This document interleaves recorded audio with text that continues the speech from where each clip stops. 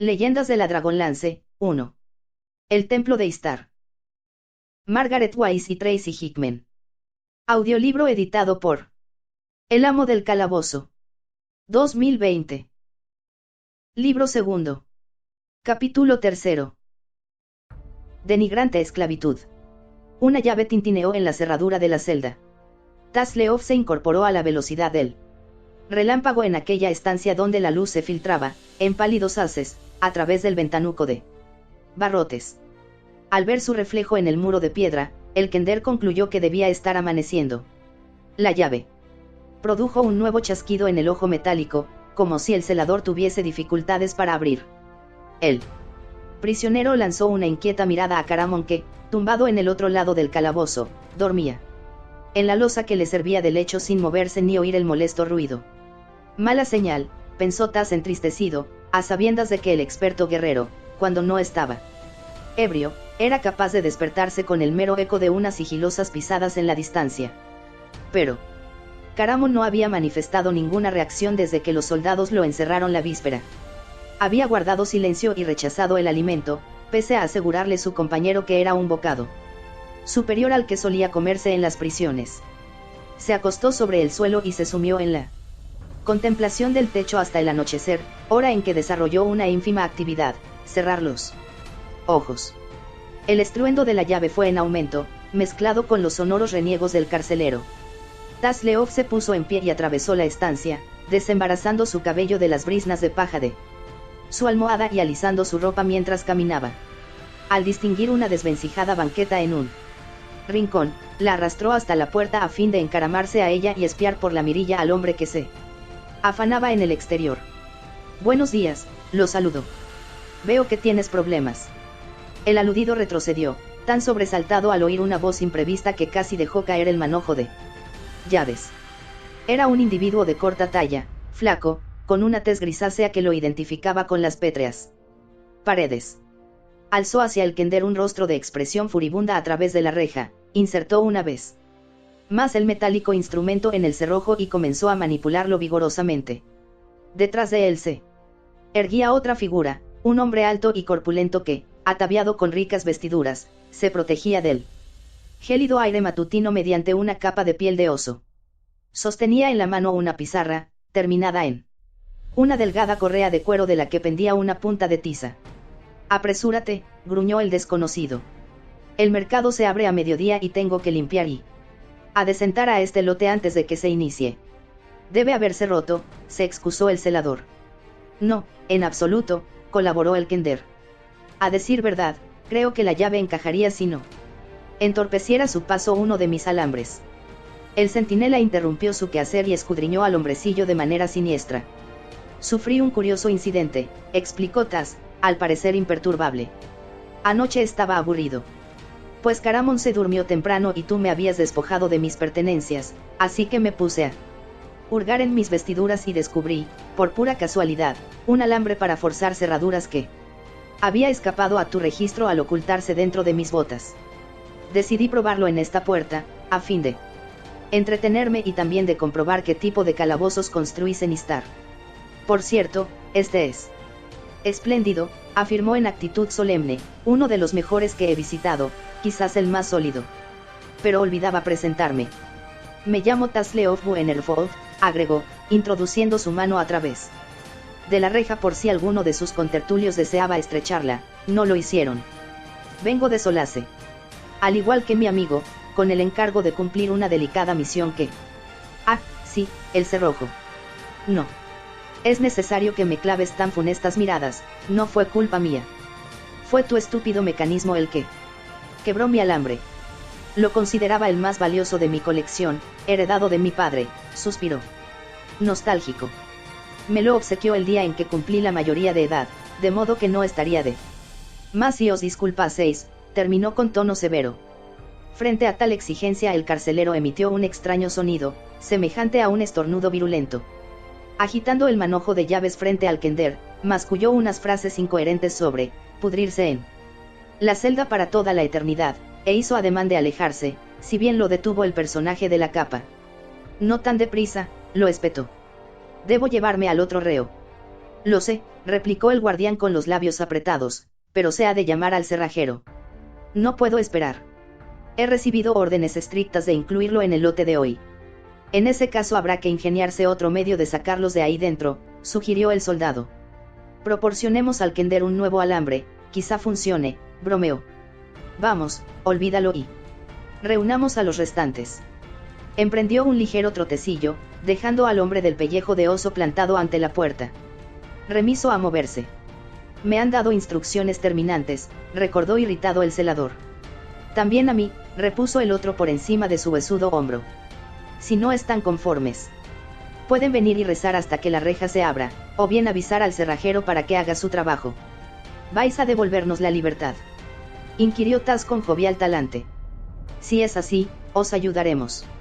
Una fugaz idea cruzó su mente, un pensamiento que demudó su rostro. ¿O acaso os disponéis a ejecutarnos? Porque, de ser esos vuestros planes, preferimos aguardar al herrero y no Doros. Facilidades. Ejecutaros. Se escandalizó el individuo más elegante. Hace ya 10 años que no sé a justicia a nadie en Istar. Lo prohíbe la iglesia. Sí, una muerte limpia y rápida era demasiado benigna para un condenado, comentó él. Centinela que, de nuevo, se había vuelto hacia ellos. ¿Y tú, pequeño truán, cómo pensabas contribuir a solventar esta contrariedad? Y si no vais a matarnos, ¿qué sorpresa nos reserváis?, siguió indagando Taz sin atender al apremio del carcelero. No proyectáis soltarnos, eso es evidente, pese a nuestra declarada inocencia. No agredimos a la suerte que tú corras, nada me interesa, lo atajó el individuo de la piel de oso con un gesto despreciativo. Es a tu amigo a quien quiero. Pero has acertado, no le dejarán libre. Una muerte limpia y rápida, repitió el soldado, a la vez que torcía la desdentada boca en una mueca grotesca. Siempre se congregaba una muchedumbre deseosa de presenciar la escena, y eso hacía que el condenado se sintiera importante, que le encontrase un sentido a su próximo fin, tal como me confesó Snaugle mientras marchábamos hacia la horca. Confiaba en que asistiera un gentío enfervorizado, y así fue. Todas estas personas, declaró con lágrimas en los ojos, han renunciado a su descanso para venir a despedirme. Fue un caballero hasta exhalar el último suspiro. Lo llevarán a la plataforma, anunció el personaje de rico atuendo, vociferando para imponerse a las divagaciones del otro. Limpia y rápida, insistió, ya en tonos apagados, el carcelero. Ignoro qué plataforma es esa, vaciló el Kender, pero si os comprometéis a no hacernos daño intentaré convencer a Caramon de que nos eche una mano.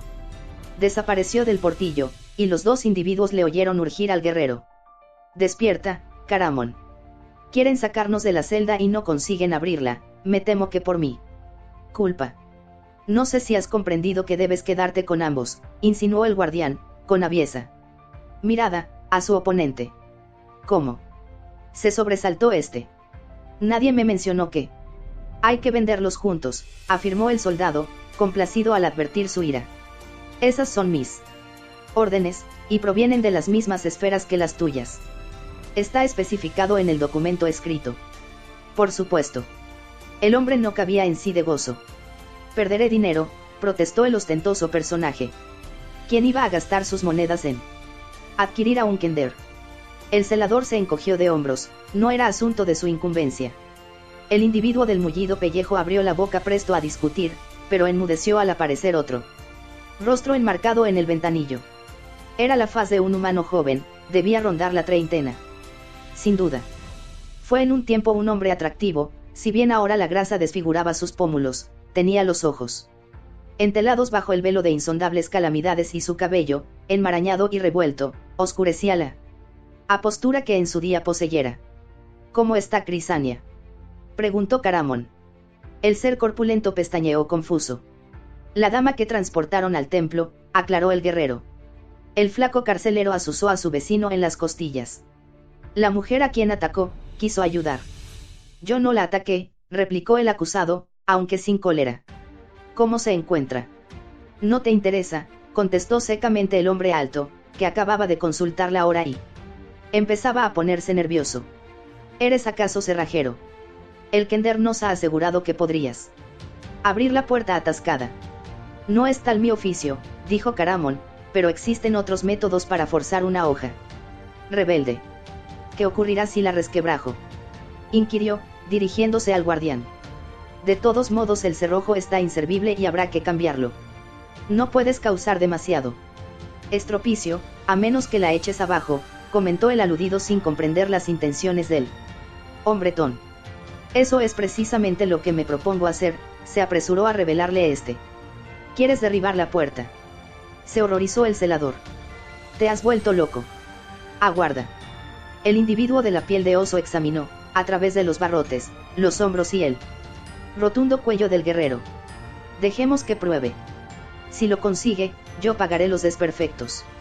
Por descontado, yo me encargaré de que cumplas, lo amenazó el centinela, pero, al sentir sobre su piel la acerada mirada del otro, enmudeció. Caramon entornó los párpados e inhaló aire varias veces, expulsándolo despacio en cada intervalo. Antes de desaparecer de la vista de los dos hombres les hizo señal de apartarse y, cuando hubieron obedecido, retrocedió unos pasos, emitió un estentóreo grito y se lanzó contra la sólida superficie de madera que debía abatir. La puerta se estremeció en sus goznes y, a decir verdad, hasta los rocosos muros parecieron tambalearse con el impacto, pero la pesada hoja se mantuvo en su lugar. El carcelero, boquiabierto ante la colosal fuerza del reo, optó por alejarse al comprobar que éste se disponía a reanudar sus intentos. En efecto, resonó otro alarido en la celda y se produjo la segunda embestida, ahora coronada por el éxito. La puerta estalló con tal violencia que los únicos fragmentos reconocibles que dejó al desintegrarse fueron los retorcidos goznes y la zona del cerrojo, aún afianzada al marco. Caramon, por su parte, salió despedido con el impulso de su carrera y fue a parar al pasillo rodeado de los amortiguados vítores de los otros condenados, que aplastaban los rostros contra los barrotes de los calabozos circundantes a fin de no perderse el espectáculo. Tendrás que hacerte cargo de todos los gastos, recordó el celador al otro hombre. El resultado lo merece, contestó este, mientras ayudaba al guerrero a levantarse e incluso sacudía el polvo de sus ropas, no sin dedicarle críticas miradas.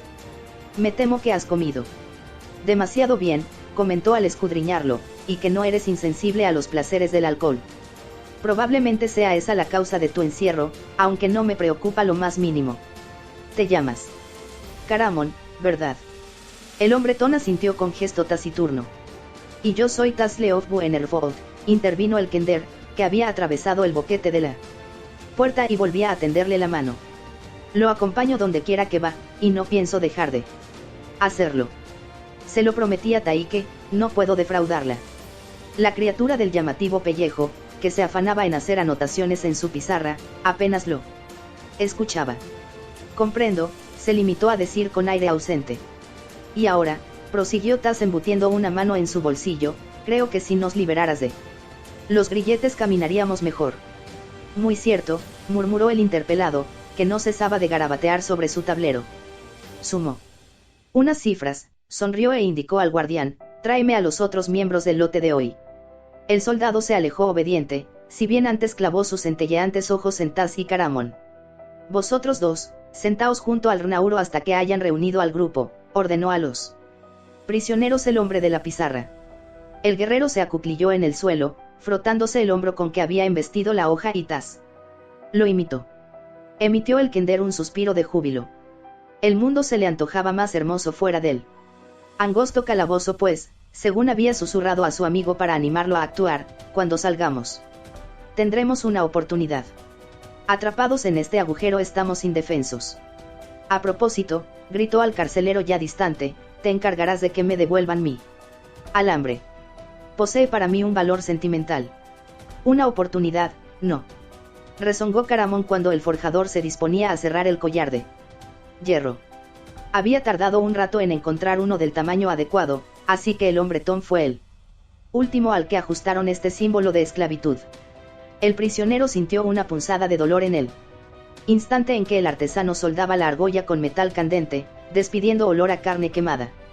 Tas, compungido, se encogió de hombros en su propio aro y dio un respingo en solidaridad con él. Sufrimiento del compañero. Lo siento, gimió, no había comprendido el sentido de la palabra, plataforma. Estaba convencido de que se referían a la calle. En este lugar tienen un curioso modo de utilizar el lenguaje. Te lo aseguro, Caramon. No te preocupes, respondió el aludido. No es culpa tuya. Pero hay un responsable de todo este embrollo, declaró el Kender en actitud reflexiva, contemplando interesado cómo el herrero aplicaba una capa de grasa sobre la quemadura del guerrero e inspeccionaba su trabajo con ojo crítico. Más de un forjador de Istar había perdido su puesto al exigir el propietario de un esclavo una retribución por un sirviente que había escapado de la argolla. ¿Qué quieres decir?, inquirió el guerrero sin entusiasmo, dibujada la resignación en su faz. Detente a meditar, le urgió Tas, sin perder de vista al herrero. Fíjate en tus vestiduras. Llegaste a la ciudad ataviado como un rufián y, además, el clérigo y los centinelas aparecieron en el momento oportuno para inculparnos. Era evidente que nos esperaban, que todo estaba planeado, por no hablar del maltrecho aspecto que presentaba Crisania. Tienes razón, admitió Caramon, encendida una tenue llama en sus inexpresivos ojos. Raistlin, masculló, y el destello ardió en un fuego abrasador. Sabe que me propongo detenerlo, y ha provocado esta calamidad. No me atrevería a afirmarlo, replicó el Kender. No sería más propio de él consumirte en un relámpago, o emparedarte hasta la asfixia. No, exclamó el guerrero excitado. No lo entiendes. Él quiere que venga a Istar para hacer algo que no adivino. No desea mi muerte.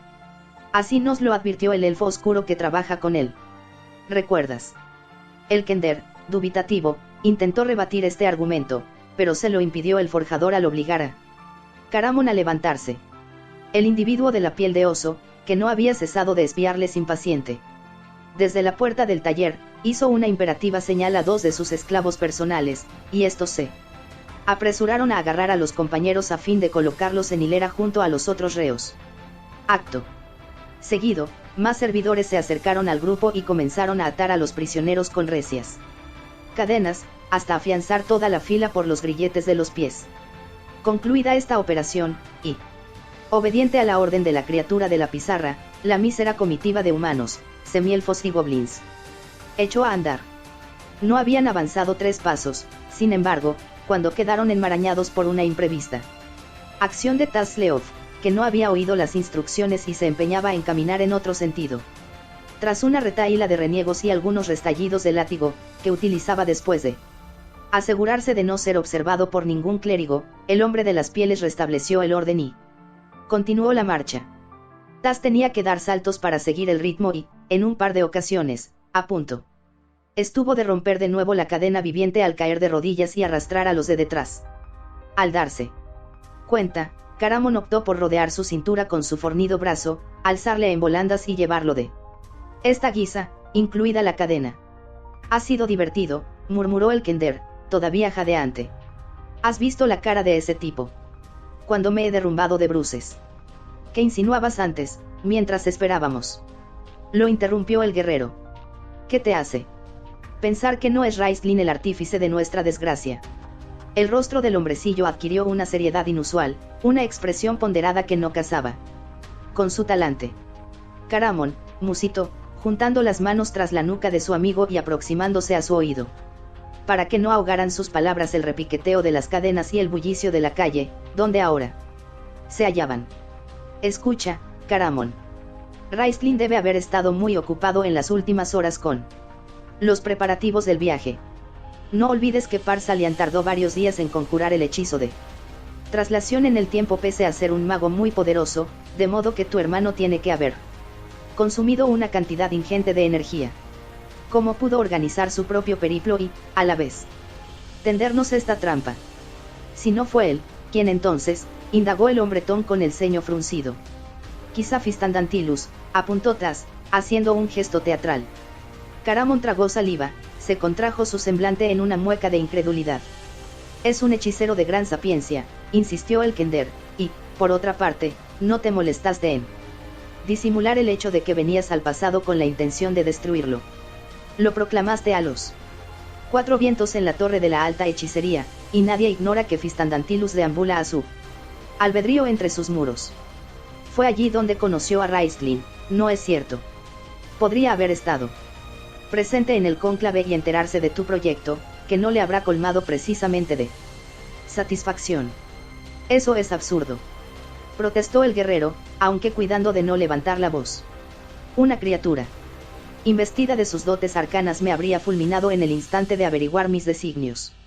Te equivocas, repuso Tasleov. Hazme caso, he cavilado mucho antes de llegar a estas conclusiones. Fistandantilus no puede asesinar al hermano de su discípulo, menos aún si Raistlin te trajo aquí por un motivo concreto. Él no sabe si tu gemelo abriga, en su fuero interno, algún sentimiento hacia ti. Caramon palideció, y el Kender se reprendió a sí mismo por no haberse mordido la lengua. De todos modos, debía continuar y así lo hizo, en un susurro precipitado para desviar tan espinoso tema. Es evidente que no osa desembarazarse de ti de una manera directa, tiene que encubrir su acción mediante una estratagema que no ofenda a su pupilo. Y Tasleov enmudeció y exhaló un hondo suspiro. Cuando prosiguió, lo hizo en un quedo siseo. Por lo visto en Istar no ejecutan a los condenados, si bien utilizan otros medios para neutralizar a quienes perturban la paz. El carcelero ha comentado esta mañana que la pena capital era un final limpio y rápido comparado con lo que aquí sucede. Un latigazo en la espalda de Caramon puso término a la conversación, lanzando una enfurecida mirada al que lo había fustigado, una criatura obsequiosa, ruin, que parecía disfrutar con su trabajo. El guerrero se sumió en el silencio y reflexionó sobre las teorías de Tas. Tenía razón al aseverar que Par-Salian había realizado un gran esfuerzo de concentración para conjurar el encantamiento, y que el poder de Raistlin era limitado. No había que desdeñar el quebranto sufrido por la salud de su hermano. Tasleov ha acertado, pensó el hombretón.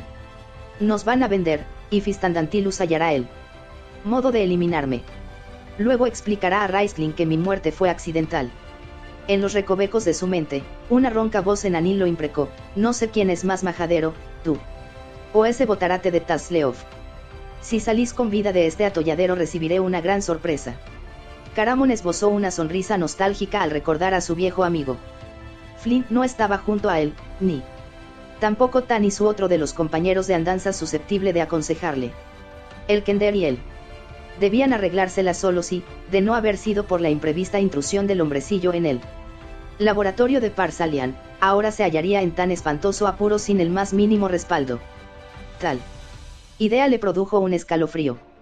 Tengo que dar con Fistandantilus antes de que él me encuentre a mí, resolvió a la desesperada.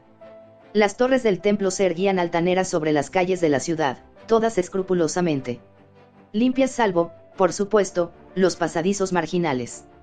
Reinaba una gran algarabía en las avenidas, donde se destacaban los guardianes encargados de mantener el orden con sus multicolores mantos y sus empenachados yelmos.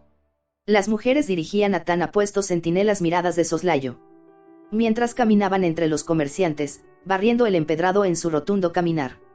Había un lugar, sin embargo, al que las féminas no se acercaban, aunque no podían sustraerse a contemplarlo. Movidas por la curiosidad, el punto de la plaza donde se hallaba el mercado de esclavos.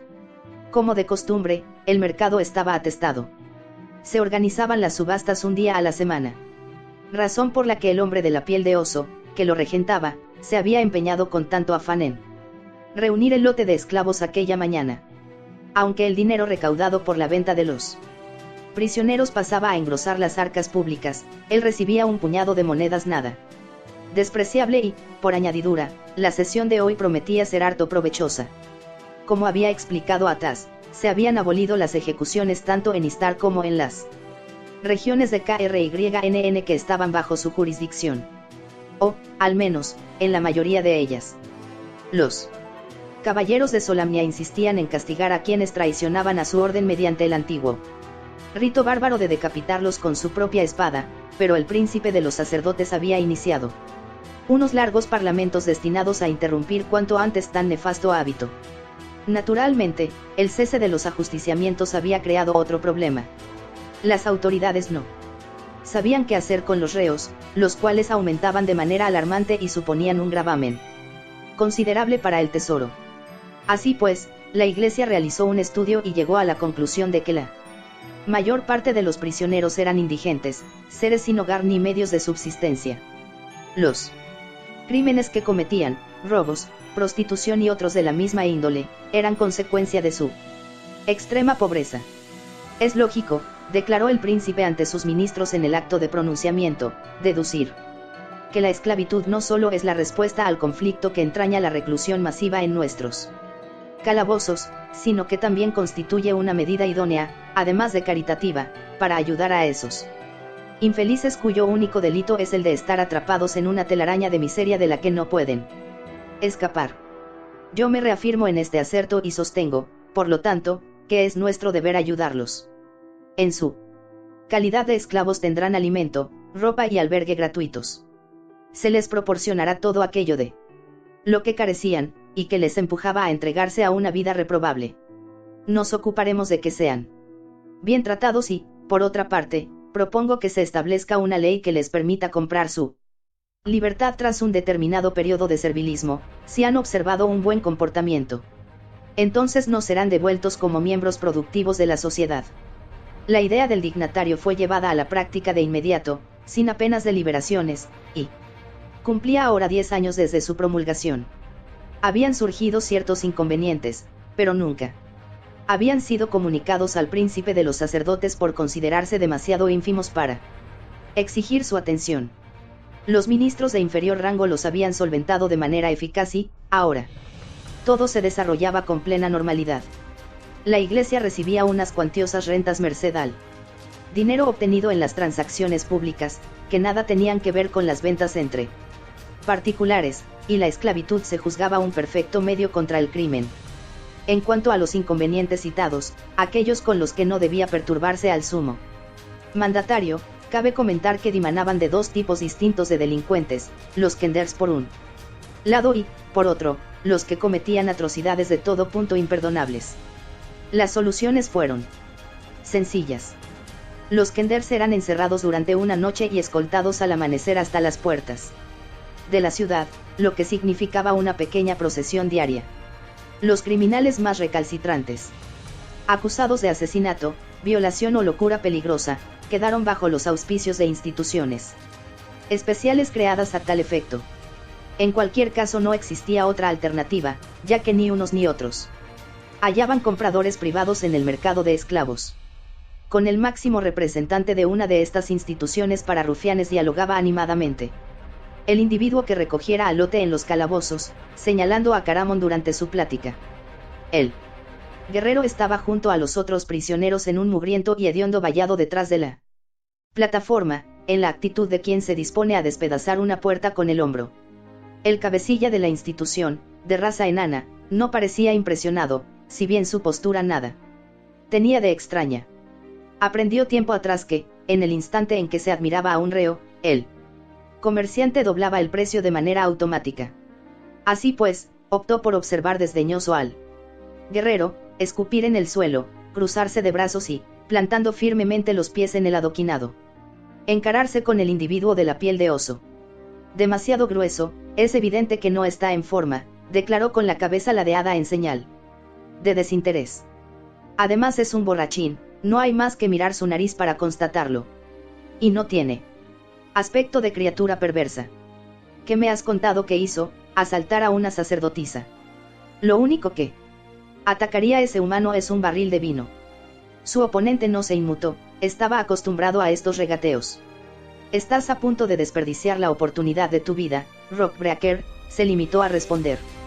Deberías haberle visto cuando desencajó la puerta de su celda, desplegó una fuerza que nunca antes había advertido en un hombre.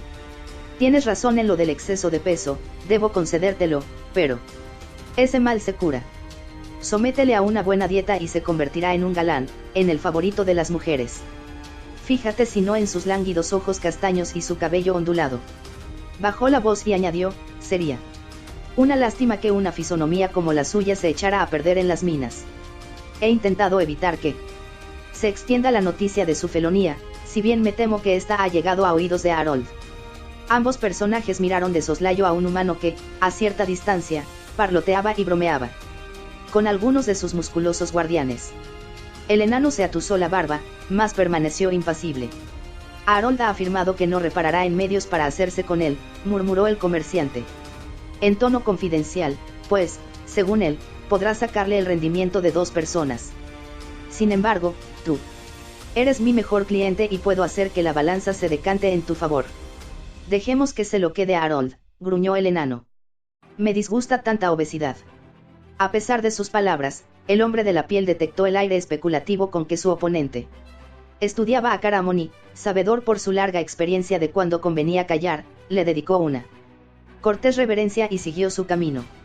Mientras andaba se frotó las manos, previendo un espléndido negocio. Aunque no pudo oír esta conversación en medio del bullicio, el guerrero comprendió que el dignatario enanil lo observaba como a una codiciada presa de caza y sintió un repentino deseo de romper sus ataduras. No había de resultarle difícil, una vez libre, hacer añicos el cerco donde estaba enjaulado y arremeter contra el individuo de la pizarra y el presunto comprador. La sangre se agolpó en sus sienes y comenzó a tirar de las cadenas, abultándose con la presión los músculos de sus brazos. En un anuncio de acometida que atrajo la perpleja mirada del enano y obligó a los soldados, que hasta entonces se habían mantenido relajados en sus puestos de vigilancia, a desenvainar las espadas. Pero Tasleof interrumpió la escena al azuzarle en las costillas. «Mira, Caramon», exclamó el kender muy excitado. El hombretón no lo escuchó, los latidos que palpitaban en su frente bloqueaban el acceso de cualquier otro sonido. «Mira, Caramon», insistió Tas dándole un nuevo codazo. «¿Has visto a esa criatura que se yergue al margen del gentío, en una esquina?» El guerrero respiró hondo para imponer la calma en su revuelto ánimo. Desvió los ojos hacia donde señalaba el kender y, de súbito, su alterada sangre se le heló en las venas. En el extremo del círculo de curiosos se perfilaba, en efecto, una figura solitaria, ataviada con una túnica negra. A su alrededor se había creado un espacio vacío. Muchos de los que por allí pululaban incluso trazaban un rodeo para evitarlo, como si no osaran acercarse a él y, aunque todos eran conscientes de su presencia, nadie le hablaba. Los grupos más próximos, que antes de su llegada charlaban animadamente, se sumieron en un tenso silencio a la vez que lo espiaban con disimulo. Las vestiduras del aparecido eran de un negro insondable, casi ofensivo, sin que ningún adorno mitigara su intensa simplicidad. No refulgían hebras de plata en sus mangas, no rodeaba su capucha ningún festón. No se apoyaba en el tradicional cayado ni, tampoco, en un familiar que reafirmase su arte. Cedía a los otros magos el privilegio de exhibir runas protectoras, de portar bastones arcanos o de contar con el auxilio de animales obedientes a sus órdenes. Él no necesitaba tales accesorios.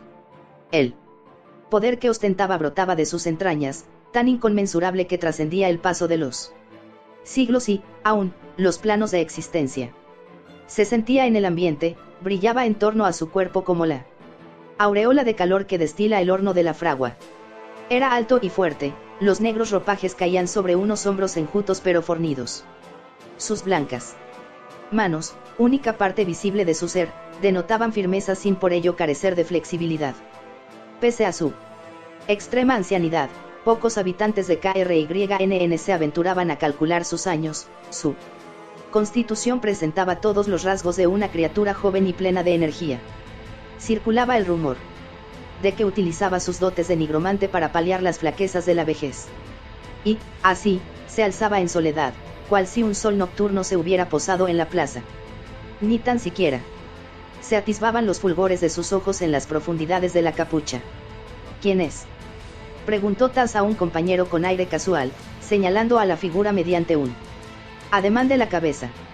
«¿No lo sabes?», inquirió este a su vez.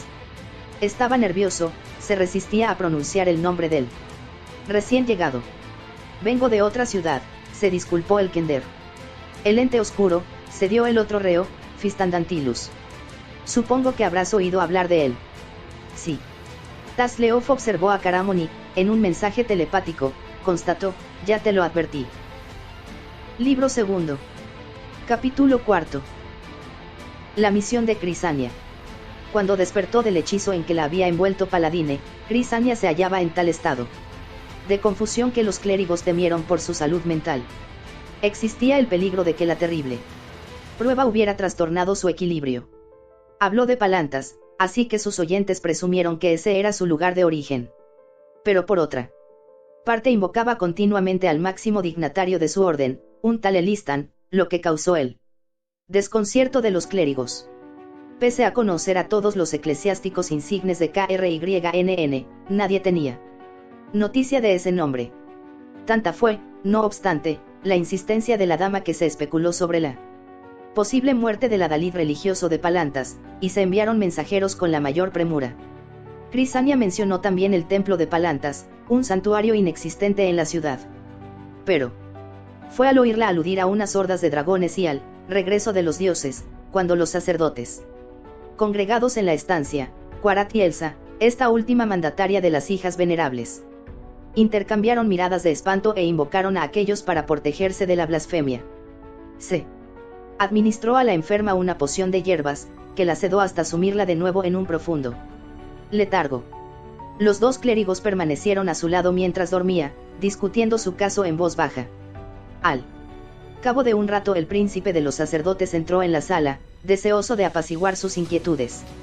He consultado los augurios, dijo con su voz musical, y averiguado que Paladine la llamó a su lado a fin de salvaguardarla de un hechizo maligno, destinado a destruirla. Creo que ninguno de nosotros abrigará dudas al respecto. Quarath y Elsa menearon sus cabezas al unísono, conocedores ambos del odio que el príncipe profesaba a los magos. Ha estado pues con el dios del bien, viviendo en el maravilloso reino que nosotros intentamos recrear en la tierra, y no es de extrañar que durante su estancia haya tenido acceso a la historia del futuro. Habla de un hermoso templo en Palantas, como sabéis, existe el proyecto de erigir tal monumento de la fe.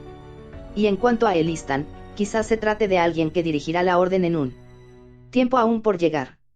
Pero, ¿y los dragones? ¿Y el retorno de las divinidades?, cuestionó Elsa. Los reptiles bien podrían ser los protagonistas de un relato de su infancia que le causó una impresión duradera, apuntó el dignatario entre divertido y tranquilizador, o acaso estén relacionados con el encantamiento de ese hechicero. Se rumorea que los brujos tienen el poder de hacer visualizar a sus víctimas escenas o seres ilusorios. Y el regreso de los dioses. Hizo una breve pausa y, cuando reemprendió su discurso, el timbre de su voz había asumido una calidad distinta, la de quien se sume en una ensoñación. Vosotros, mis más allegados consejeros, conocéis el secreto anhelo que anida en mis entrañas. No ignoráis que un día no muy lejano conjuraré a las divinidades para reclamar su ayuda en la lucha contra la malignidad que, pese a nuestros esfuerzos, aún se halla presente en nuestro país. Ese día, Paladine atenderá a mi ruego. Acudirá a mi lado y, entre ambos, asediaremos a los hijos de la oscuridad hasta derrotarlos por completo. Venceremos a la negrura, y eso es lo que le ha sido revelado a la sacerdotisa. Ha definido mi próxima alianza como, el regreso de los dioses, en una visión premonitoria de lo que ha de ocurrir. La estancia se inundó de luz. Elsa susurró una plegaria, y Quarath bajó los ojos. Dejadla dormir, recomendó el príncipe a sus seguidores, mañana se encontrará mejor. La recordaré en mis rezos vespertinos. Salió de la sala, que se ensombreció al quedar privada de su luminoso influjo.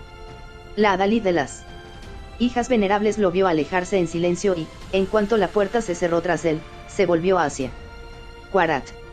¿Tiene poder para hacer lo que acaba de anunciarnos?, preguntó, con un interrogante en sus almendrados ojos de elfa, a su colega masculino. ¿Se propone realmente exigir el auxilio de los dioses? ¿Cómo? Quarath apenas le escuchaba, estaba absorto en la contemplación de la inmóvil Crisania. Ah, sí. Reaccionó de pronto. Por supuesto que tiene poder. Ha sido capaz de salvar a esta mujer de su trance, tú misma fuiste testigo de la escena. Además, las divinidades se comunican con él a través del augurio, o así lo afirma. ¿Cuándo curaste por última vez un cuerpo maltrecho? Como el de la sacerdotisa, hija venerable.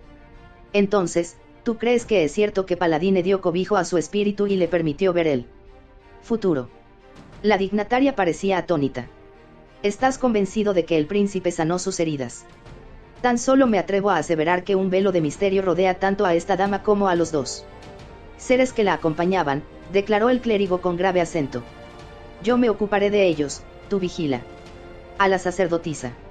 En cuanto a nuestro príncipe, no es asunto de nuestra incumbencia su relación con los entes superiores.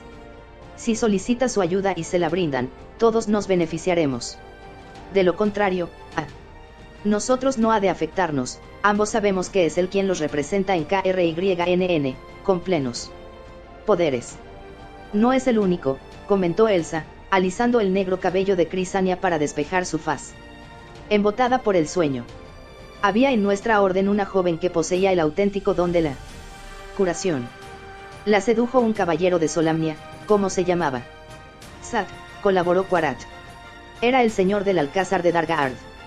Pero, volviendo a nuestro asunto, no dudo en absoluto que, de vez en cuando, se encuentre entre los muy jóvenes o los muy viejos a una criatura investida de dotes sobrenaturales. Sin embargo, debo confesarte mi escepticismo. Opino, francamente, que se trata de una falacia, de la consecuencia de una necesidad. Los habitantes de nuestro mundo quieren creer en algo, con tanta ansiedad que acaban por persuadirse de que son ciertas las historias fraguadas en su imaginación. En cualquier caso, su actitud no perjudica a nadie. Observa bien a la recién llegada, Elsa. Si por la mañana persiste en hablar de prodigios, incluso después de haberse recuperado, quizá tengamos que tomar medidas drásticas. De momento. Enmudeció, y la hija venerable asintió con la cabeza. Sabedores de que la yaciente dormiría varias horas bajo los efectos de la poción, ambos la dejaron sola en aquella alcoba del gran templo de Istar. Crisania se despertó al día siguiente como si hubieran atiborrado su cabeza de algodón. Tenía un amargo sabor de boca y una sed acuciante. Se incorporó aturdida, tratando de recomponer el rompecabezas de su mente. Todo carecía de sentido. Conservaba el vago, espeluznante recuerdo de un espectro de ultratumba resuelto a aniquilarla entremezclado con su visita, a instancias de Raistlin, a la torre de la alta hechicería. Y, a tan dispares situaciones, se unía una escena en la que se veía rodeada de magos ataviados de blanco, rojo y negro, así como los ecos de unas piedras que cantaban y la sensación de haber realizado un largo viaje. También danzaba en su memoria la imagen de un hombre, en cuya presencia había despertado.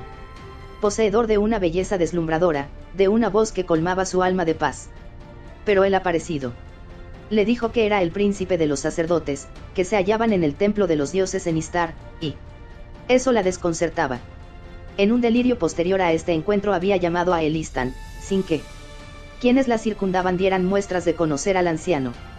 Les explicó quién era y cómo fue sanado por Goldmoon, sacerdotisa de Misakal, relatándoles asimismo su decisivo liderazgo en la pugna contra los dragones del mal y el apostolado que después realizase para anunciar al pueblo el regreso de los dioses. Lo único que consiguió fue que los clérigos la mirasen con piedad, además de alarmados. Por último le ofrecieron una poción de extraño sabor, y cayó de nuevo dormida. Aunque todavía confundida, estaba resuelta a averiguar dónde estaba y qué ocurría a su alrededor. Alzóse del lecho, hizo sus abluciones como todas las mañanas, sin abandonarse a la extrañeza que su entorno le causaba, y se sentó frente a un curioso tocador a fin de cepillar y trenzar con calma su largo y negro cabello. La rutina la ayudó a relajarse. Incluso se tomó tiempo para inspeccionar su alcoba, cuyo esplendor no la dejó indiferente. No obstante, y pese a admirar tanta belleza, juzgó fuera de lugar aquella exuberancia en un lugar consagrado a las divinidades, si en realidad era en un santuario donde se encontraba su dormitorio. En la casa familiar de Palantas no era tan espléndido, pese a estar decorado con todo el lujo que el dinero podía comprar. Voló su pensamiento a lo que Raistlin le había mostrado, la pobreza y miseria que convivían en estrecha vecindad con el fastuoso recinto del templo, y se sonrojó turbada. Quizás esta sea una habitación destinada a los huéspedes, se dijo en voz alta, hallando alivio en el sonido de su propio timbre. Después de todo, las estancias de invitados de nuestro templo también han sido diseñadas para que los visitantes se sientan a gusto. Pero, añadió al posarse sus ojos en una costosa estatua, que representaba a una dríade con una vela en sus manos doradas, no deja de ser una extravagancia. Solo esa figura alimentaría, de fundirse, a una familia durante meses. Se alegró sobremanera de que Elistan no pudiera verla, y determinó solicitar sin demora una entrevista con el máximo dignatario de la orden. No podía ser el príncipe de los sacerdotes. Probablemente su estado la había inducido a cometer un error de interpretación. Tras decidirse a actuar, con la mente despejada, Crisania mudó el camisón de dormir por la túnica blanca que descubrió a los pies del lecho, extendida con sumo primor. Qué anticuado se le antojó aquel atavío mientras lo deslizaba por su cabeza.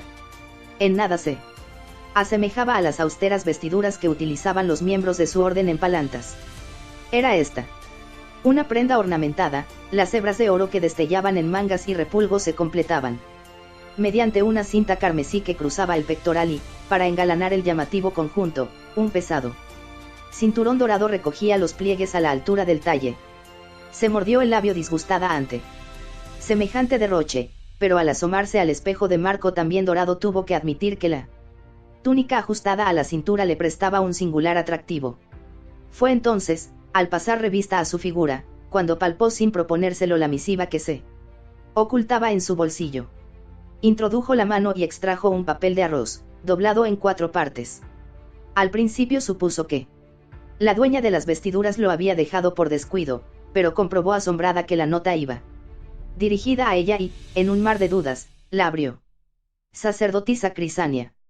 Conocía tu proyecto de demandar mi ayuda para viajar al pasado y, de ese modo, impedir que el joven mago Raistlin llevara a término su perverso plan. Lamentablemente, durante tu periplo hacia la torre te atacó un caballero de la muerte y, deseoso de salvarte, Paladine trasladó tu alma a su morada celestial. Ninguno de nosotros, ni siquiera Elistan, puede hacerte volver al mundo de los vivos, solo los clérigos que habitaban el desaparecido templo del príncipe de los sacerdotes ostentaban tal don.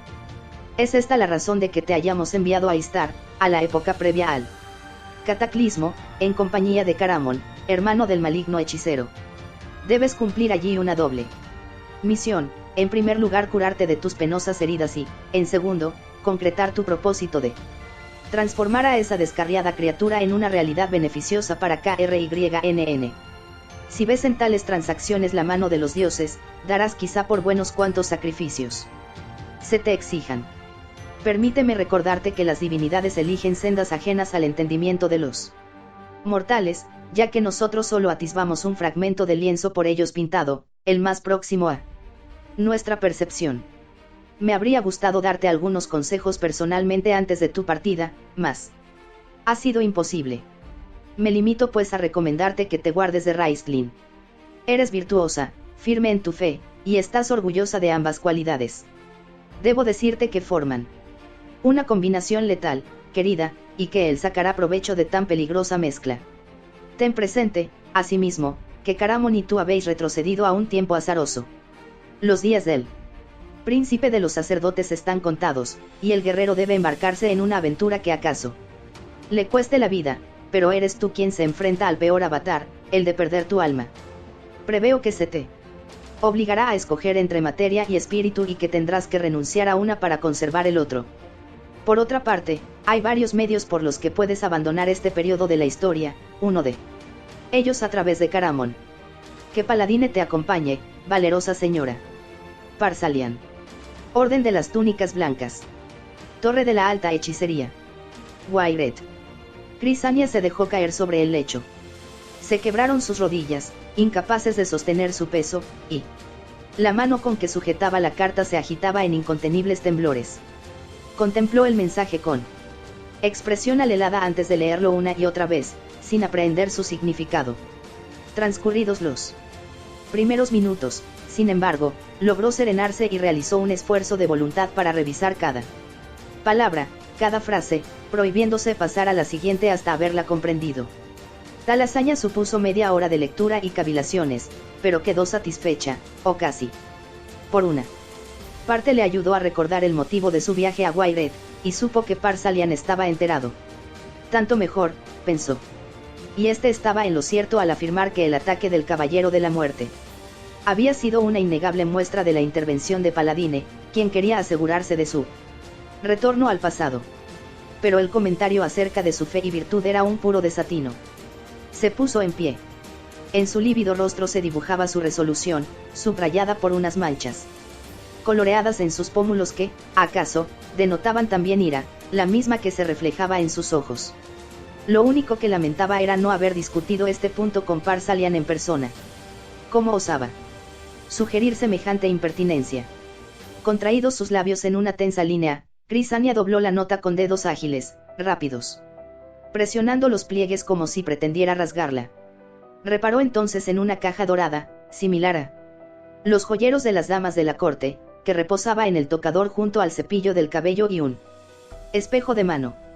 La hizo, tiró de la llave insertada en el cerrojo, arrojó la misiva al interior y cerró la tapa con estrépito.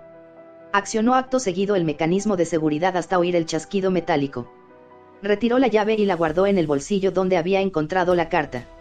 Asió el espejito del bello mueble y, mirándose en él, apartó de su faz la negra melena para ceñirse mejor la capucha. Al percibir la tonalidad purpúrea que habían asumido sus pómulos se forzó a relajarse, a mitigar su furia. A fin de cuentas, el viejo mago abrigaba las mejores intenciones al avisarla del riesgo que él creía advertir.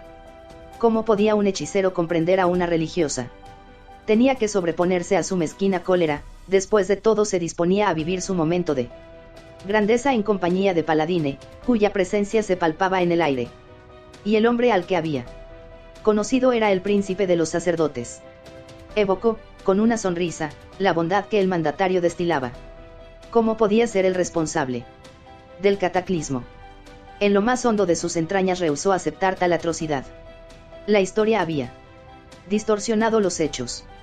Pese a haberlo visto tan solo unos segundos, estaba convencida de que un ser tan saturado de belleza, tan clemente y tan santo no pudo nunca desencadenar la oleada de muerte y destrucción que arrasara KRYNN. Era impensable. Tal vez conseguiría rehabilitarlo, quizás era esta otra de las razones por las que Paladine la había enviado a este tiempo remoto, quería que descubriera la verdad. El júbilo inundó su alma. En aquel instante ribeteó su dicha, o al menos así se lo pareció, el tañir de las campanas anunciando la hora de los rezos matutinos. La melodiosidad de la música arrancó lágrimas de sus ojos y, con el corazón exultante de felicidad, abandonó la estancia. Tan rauda avanzó por los deslumbrantes corredores, que a punto estuvo de arrollar a Elsa. En nombre de los dioses, exclamó esta perpleja, es increíble. ¿Cómo te encuentras? Mucho mejor, hija venerable, respondió Crisania, avergonzada al recordar que sus manifestaciones de la víspera debieron antojársele una retahíla de incoherencias. Como si hubiera despertado de una extraña y acuciante pesadilla. Paladine sea loado, murmuró Elsa, si bien estudió a la sacerdotisa con los ojos entrecerrados, meticulosa y suspicaz. Puedes estar segura de que no he dejado de ensalzarlo, repuso, con acento sincero, la convaleciente. Su gozo le impidió reparar en la singular mirada de la elfa. Acudías a la llamada a la oración. Si es así, me gustaría ir contigo, solicitó, mientras examinaba el maravilloso edificio. Temo que pasará algún tiempo antes de que aprenda a orientarme. Por supuesto, accedió Elsa, ahora gentil. Es por aquí. Echaron a andar pasillo abajo y, tras un breve silencio, Crisania apuntó. Estoy preocupada por el hombre que encontraron junto a mí. Su tono era vacilante, no. Recordaba las circunstancias que rodearon su aparición en este tiempo y temía cometer algún desliz. Está donde le corresponde, explicó la otra hija venerable con cierta frialdad. No debes inquietarte, cuidarán de él. Es amigo tuyo. No, claro que no, se apresuró a contestar Crisania. La patética imagen de aquel borrachín cobró vida en su memoria, no debía permitir que la relacionasen con él. Era mi escolta. Alquilada, tartamudeó, comprendiendo que no había nacido para mentir. Está en la escuela de los juegos, declaró Elsa. Si lo deseas, le haremos llegar un mensaje. Crisania ignoraba qué clase de institución era aquella, pero prefirió no indagar demasiado. Agradeció a su compañera tan amable ofrecimiento y abandonó el tema, solazado su espíritu. Al menos sabía dónde se hallaba el guerrero y, sobre todo, que nada malo le había ocurrido. Tranquila. Al constatar que no se había esfumado la posibilidad de volver a su tiempo con el concurso del hombretón, se relajó por completo. Mira, querida, le indicó la elfa, alguien más viene a interesarse por tu salud. Hijo venerable, saludaron ambas a Quarath, la visitante con una reverencia que ocultó a sus ojos el fugaz interrogante que se esbozó en el rostro del clérigo y el asentimiento de la otra dama. Me produce un gran regocijo verte restablecida, dijo el eclesiástico, acariciando la mano de Crisania y pronunciando su frase con tanta deferencia que ella se ruborizó. El príncipe de los sacerdotes ha orado toda la noche para suplicar la gracia de los dioses, y le satisfará en extremo la prueba que estos han manifestado, a través de ti, de su fe y poderío. Esta noche te lo presentaremos formalmente.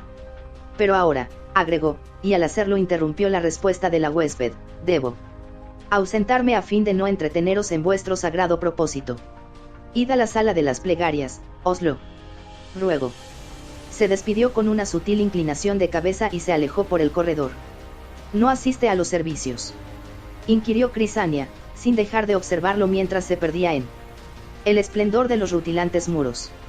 No, querida, él acompaña al príncipe en sus ceremonias privadas, poco después del alba. Quarath es el primer consejero de nuestro dignatario y, como tal, debe atender a asuntos de suma trascendencia a lo largo del día. Podría afirmarse que, si nuestro gobernante es el corazón y el alma de la Iglesia, el hijo reverendo es su cerebro. Durante todo su discurso Elsa no cesó de sonreír, divertida ante la ingenuidad de la sacerdotisa, la que ahora guiaba. ¡Qué extraño!, exclamó esta última, pensando en el instante. Extraño, repitió la elfa en ademán reprobatorio. El príncipe de los sacerdotes debe conferenciar con las divinidades, no puede exigírsele que se ocupe también de las cuestiones mundanas, de las minucias que surgen a cada instante. No, tienes razón, siseó Crisania turbada. Qué provinciana y arcaica, aunque fuera una contradicción, debían hallarla estas criaturas. Siguió a Elsa por los ventilados, regios pasillos, y se dejó transportar por el armonioso repicar de las campanas que festoneaba, en lontananza, un coro de voces infantiles. En un callado éxtasis, la sacerdotisa rememoró los sencillos ritos que Elistan celebraba todas las mañanas y las principales tareas cotidianas que él mismo realizaba. El servicio de su superior se le antojó insignificante, su labor un ultraje impuesto por los tiempos. Forzosamente había marchitado su salud, caviló Crisania con una punzada de pesar, de haber estado rodeado de criaturas eficaces como las que aquí veía quizá no se habría acortado su vida. Esta situación tiene que cambiar, decidió, persuadida de que, además de los que ya había adivinado, existía otro motivo para su presencia en el pasado, había de restituir a la Iglesia a la gloria perdida. Temblando de excitación, fraguando planes destinados a obrar la metamorfosis, rogó a Elsa que le describiera el sistema interno por el que se regían las jerarquías de su institución. La interpelada halló sumo placer en extenderse sobre la cuestión mientras proseguían su marcha. Centrado su interés en las explicaciones de su compañera, atenta a cada una de sus palabras. Crisania olvidó por completo a Quarath quien, en aquel momento, abría la puerta de su dormitorio y se introducía en él.